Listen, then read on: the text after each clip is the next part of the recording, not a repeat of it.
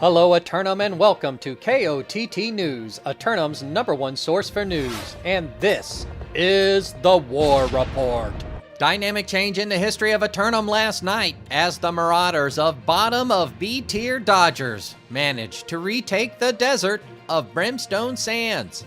KOTT News were on the scene to talk to the newly returned nomads about their efforts. Congratulations on your victory here in Brimstone Sands, once again returning to the desert over a near record time. Would you care to take us through if anyone even showed up out there?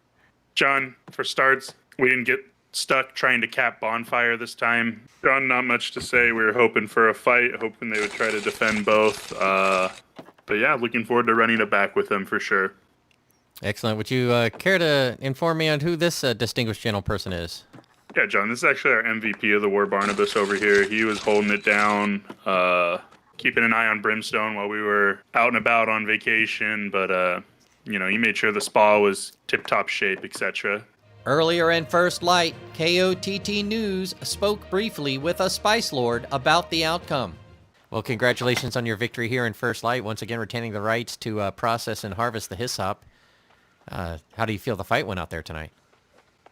It was pretty hard, to be honest. Like, could have went either way, but we stuck it out.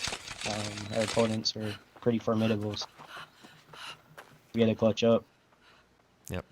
Indeed, I saw they were able to get inside the fort. Was there anybody who really stood out in their efforts tonight?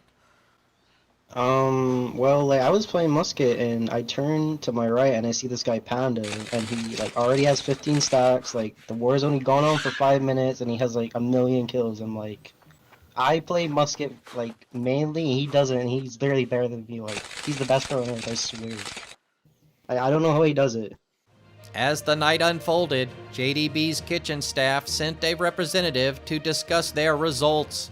Congratulations on your victory here in Winsterward, holding them all for the entire 30 minutes. How do you feel it went out there tonight, my friend? Went good, John. It was a competitive war, a lot of back and forth, and we came out on top. Well, is there anybody out there who really stood out in their performance in your eyes? It's always JDB for me. #1 head chef.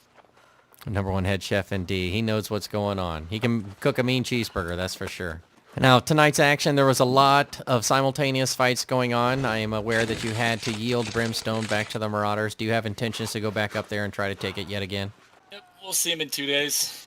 Quickly to the weather, and now that the Cyclops are gone, there's little to do but harvest material all afternoon.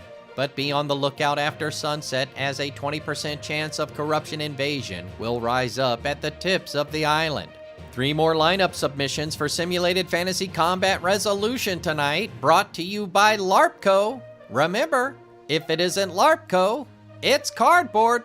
Getting things started, the syndicate members of Pharmaceuticals assail the Covenant forces of Outcast for control of the master fishing port town of Reekwater.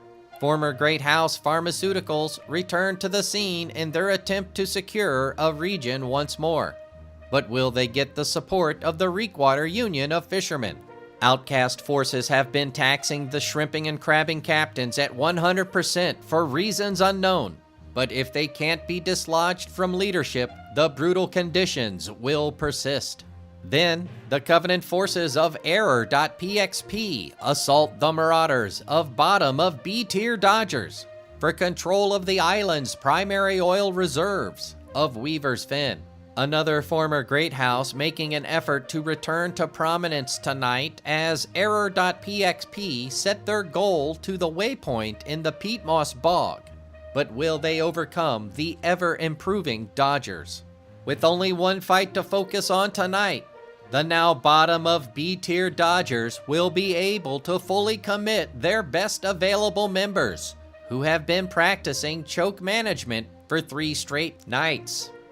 Meanwhile, the Marauders of Black Wolves Company challenge the champs of Strawberry for their championship title and the right to rule over Everfall. Nothing is known about this upstart challenger to the belt, but if they're here for another light sparring match for the champs, they'll be handing them their 12th straight hold. As the champs approach the never fall record, they're sure to want a sincere opponent rather than another sparring partner. So if you're not serious about proving yourself, they'd rather you not even try. Be sure to tune in for complete coverage and reactions from the citizens tonight at 11. Until then, this has been War Correspondent JChalant, KOTT News.